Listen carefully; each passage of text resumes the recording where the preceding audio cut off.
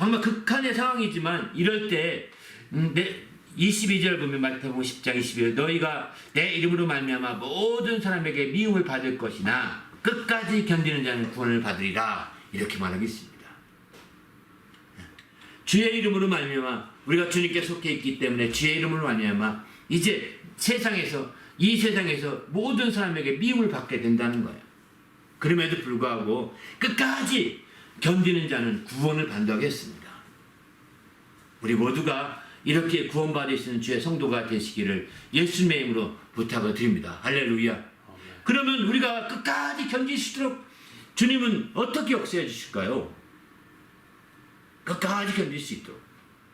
바로 주님이 그저 너 혼자 끝까지 견뎌봐. 십자가에 견뎌보기만 해. 끝까지. 이렇게 맡겨놓고 끝까지 견디라 하는 것이 아니라 주님이 역사해 주세요. 어려움이 있을 때, 힘들 때 역사해 주시는데 어떻게 역사해 주시냐면 오늘 본문의 19절 20절 이렇게 말씀하시죠. 너희를 넘겨줄 때 어떻게 무엇을 말할까 염려하지 말라. 그때 너희에게 할 말을 주시리니 바로 말하는 이는 너희가 아니요 또 너희 속에서 말씀하시는 이 곧 너희 아버지의 성령이시라 이렇게 말씀하시죠. 바로 우리가 끝까지 견디는 자가 구원받는데 그런 환난과 핍박 속에서 끝까지 견디시도록 성령께서 우리와 함께 하시면서 이렇게 인도해 주신다는 겁니다. 성령께서 우리와 함께 하시면서 우리 속에서 말씀하시면서 아버지의 성령이 인도해 주신다는 거예요. 그러기에 우리는 지금 어떤 이 세상에 살면서 어떻게 그럼 이 세상에 살지? 그럼 아예 모르겠다. 잠시라도 세상에 돌아가서 세상의 사랑을 받고 살자. 이럴지도 모르겠습니다. 아닙니다. 하나님께서 이 세상에 살 때 정말 끝까지 견디시도록 힘을 더하여 주시는 거예요. 어떻게 힘을 더해 주시냐? 우리 속에 정말 아버지의 성령을 보내주셔서 마침내 그분이 말씀하시고 인도하시도록 이렇게 이끌어 주시는 거죠. 그래서 그분이 우리를 인도해 주셔서 마침내 정말 그분의 놀라운 역사를 우리가 힘입어 살 수 있도록 하는 겁니다. 그러니까 견딜 수 있는 거죠. 여러분 순교하는 장면들 사도행전에 몇 군데 나오죠. 순교하는 장면들 보면 그들이 순교하면서 아파 죽겠다 좀 그만 자라 이런 소리 봐서는 한 번도 안 나옵니다. 물론 성경의 기록자가 그런 부정적인 소리는 안 기록했는지도 모르겠습니다. 그러나 그들이 아파 죽겠다 나 좀 살려주고 나는 안 하겠다 이제 나는 세상이 행복하겠다 이렇게 말하는 사람이 있을 텐데 있을 법도 하지 않습니까? 세상의 개중에는. 근데 그런 케이스 한 번도 안 나옵니다. 끝까지 견디는 거죠. 스테반이 돌을 맞아서 쓰러질 때 아프지 않았겠습니까? 아무 고통이 없었을까요? 그러나 그는 끝까지 견디는 거지 그게 아프지 않았다고 이렇게 한 것이 아닙니다. 끝까지 견뎌서 마침내 그의 순교로까지 가게 되는 거죠. 여러분이 아마 순교하기 어려운 것은 아플까봐 어떻게 다 그냥 탁 죽어버리면 그냥 순교할 것 같은데 아픈 거 생각하면 상상을 하면 막 그냥 소름 돋는다고 하지 않습니까? 난 그런데 못 가. 아파서. 아픔보다 더 놀라운 역사 이제 나오는 거죠. 여러분 그게 실증되잖아요. 과학적으로도요. 엔돌핀이라는 것이 있는데 엔돌핀이라는 것은 이렇게 이게 잘려서 아파도요. 엔돌핀이 많으면 아프지가 않답니다. 많이 흘러나오면 피가 철철 흘러도요. 엔돌핀이 나오면 엔돌핀 양이 적당히 나오면 아프겠지만 많이 나오면 아픔이 없다는 거죠. 여러분 지금 예수님이 십자가를 다 죽으실 때도 예수님이 아파하시기도 했지만 그 능히 그가 견딜 수 있던 것은 하나님의 역사예요. 그런 역사들이 있지 않았을까 생각이 들어요. 사실은.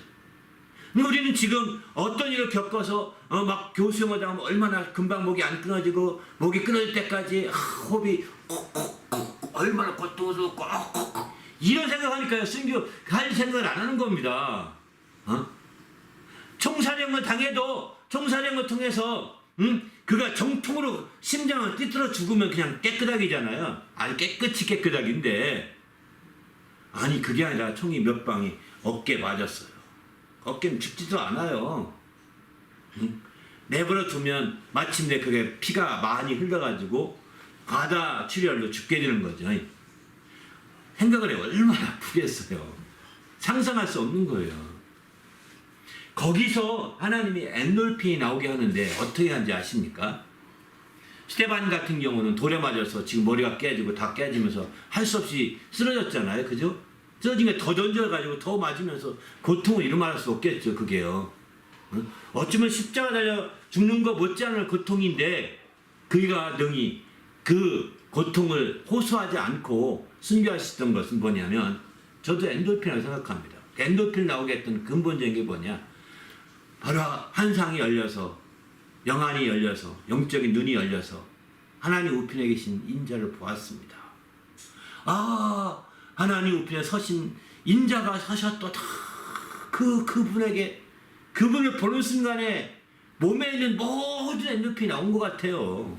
그러니까 뭐 지금 자기가 고통스럽고 한다는 그 말할 틈도 없는 겁니다. 제가 왜 이렇게 이 순교의 장면을 진지하게 말씀드리냐면 여러분도 언젠가 순교할지 모르는데 순교 상황이 됐을 때 여러분 정말 주님이 이건 기회예요. 기회. 아무나에게 주어지는 게 아닙니다. 기회라고요. 그때의 고통을 생각하고 아픔을 생각하면서 회피하려고 하지 마시고 내가 잠시 아플지 모르지만 주사 맞을 때처럼 그러나 이제 정말 주님의 큰 위로와 그 정말 기쁨이 넘쳐서 능히 순교하고도 남는 정말 그런 놀라운 역사로 이어진다는 사실이에요. 바로 성경은 그런 부분을 기록하고 있는 거 아니겠습니까? 스테반의 그 순교의 부분은 정말 여실히 보여주고 있는 거죠. 우리도 주님 안에서 정말 이렇게 어렵다 힘들다 이렇게 생각하지 마시고 또 성령께서 정말 이렇게 말씀해 주셔서 우리 속에서 말씀해 주셔서 우리가 말하면서 얼마나 큰 자부심과 긍지와 그 큰 기쁨과 열정이 회복되겠습니까? 더 말할 수 없죠. 그러니까 베드로와 요한과 같은 경우는 우리가 너희 말 듣는 것이 옳은지 또 내가 정말 하나님 말씀 듣는 것이 옳은지 너희가 판단해봐라. 우리는 보고 들은 것을 말하지 않을 수 없다 하고 단호하게 말하고 나오지 않습니까? 이렇게 나올 수 있던 것도 그가 그 속에서 말씀하시는 아버지의 성령의 역사가 있었기 때문인 거죠. 그러니 어떤 두려움도 어떤 고통도 어떤 것도 그들에게 영향을 끼칠 수 없는 거예요. 바로 하늘에 속한 자가 되었고 주님께 속한 자가 되었기 때문에 주님이 이와 같이 역사해 주시는 거죠. 그냥 혼자 내버려둬서 우리가 육신을 본다면 예수님 혼자서 십자가에서 끙끙 앓고 정말 고통당하는 것처럼 보이지만 그에게 지금 천사들이 와서 돕고 있는 것을 우리는 봐야 되는 겁니다. 그런 것들을 우리가 생각하지 않기 때문에 순교는 무슨 고통스러워 무조건 순교는 힘든 거야 순교는 참 아픈 거야 막 이런 것만 생각한다면 순교할 자가 없겠죠. 그러나 진정으로 참으로 그 일에 들어갔을 때 주님의 그 큰 고통이 오히려 더 큰 기쁨이 된다는 사실을 우리가 생각한다면 누구든 순교하는 자가 다 한 거죠. 누가복음에 보게 되면 이런 말씀 마땅히 할 말을 성령이 그때 너희에게 가르치시리라 비슷한 상황의 말씀인데 성령께서 말씀하시되 가르치신다는 겁니다. 성령이 가르치신다는 거예요. 그래서 베드로 같은 경우도 보통 공부를 많이 하는 사람이 아니거든요. 근데 나중에 관원들이나 공회원 앞에서 막 가서 증거하는 거 보니까 아주 화려한 말로 막 그들을 이긴다는 거예요. 이들이 학문을 배운 적이 없는 사람들인데 어떻게 되는 건가? 이렇게 막 할 정도로. 그것은요, 성령이 가르치신 겁니다. 단순하게 말하는 것이 아니라 가르치신 거예요. 그래서 마침내 성령께서 역사하신 거죠. 요한일서 2장 27절 보게 되면 너희는 주께 받은 바 기름 부음이 너희 안에 거하나니 아무도 너희를 가르칠 필요가 없고 오직 그가 그의 기름 부음이 너희를 모든 것을 가르치며 또 참되고 거짓이 없으니 너희를 가르친 그대로 주 안에 거하라 이렇게 말합니다. 아무도 가르칠 필요가 없을 만큼 완벽하게 가르친다는 거예요. 여기서 기름 부음이 가르친다는 것은 기름 부음 받은 성령을 이렇게 말하는 거거든요. 성령이 이렇게 가르친다는 거예요. 그래서 가르침 받은 그대로, 그 가르침은 참되고 거짓이 없는 것이니 가르침 받은 그대로 주 안에 거하라고 이렇게 말씀하고 있는 거죠. 우리도 주님 안에서 참되신 주님의 이런 가르침, 성령이 우리 안에 가르치시고 말씀하시는 것을 정말 귀 기울이시길 바랍니다. 할렐루야. 그러면 성령이 우리에게 말씀하시고 가르치는데 어떤 것을 말씀하시고 가르치느냐? 성경은 요한복음 14장 26절 이하에 쭉 보게 되면 모든 것을 성령이 가르친다고 했어요. 근데 내가 너희에게 말한 모든 것을 생각나게 하신다고 했어요. 먼저는 생각나게 하시는 거죠. 주님이 우리에게 들은 것 생각. 또 16장 13절 보게 되면은 바로 그가 성령이 스스로 말하지 않고 오직 들은 것을 말한다고 했습니다. 성령이 스스로 말하지 않고 오직 들은 것, 예수님께 들은 것, 성경을 통해 들은 것, 믿음의 증거를 통해 들은 것, 이게 다 들은 것입니다. 이런 것들을 우리가 말한다는 걸 가지고서 그런 거 가지고 생각나게 하시고 또 말하기도 하시고 하신다는 겁니다. 그래서 우리는 이제 성령이 가르치고 성령이 그 말씀하시는 걸 원한다고 한다면 더 많은 말씀을 들어야 됩니다. 더 많은 성경을 읽어야 합니다. 구약 성경도 그렇지만 예수님이 말씀하신 말씀을 더 많이 읽어야 됩니다. 예수님이 말씀하신 말씀을 통해 병화된 사람들이 증거했던 말씀도 많이 읽어야 됩니다. 많이 들어야 됩니다.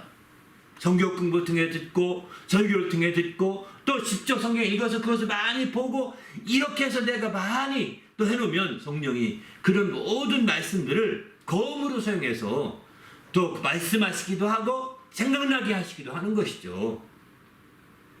이렇게 해서 성령께서 우리를 이끌어 가신다고 하는 것을 잘 보여주고 있습니다.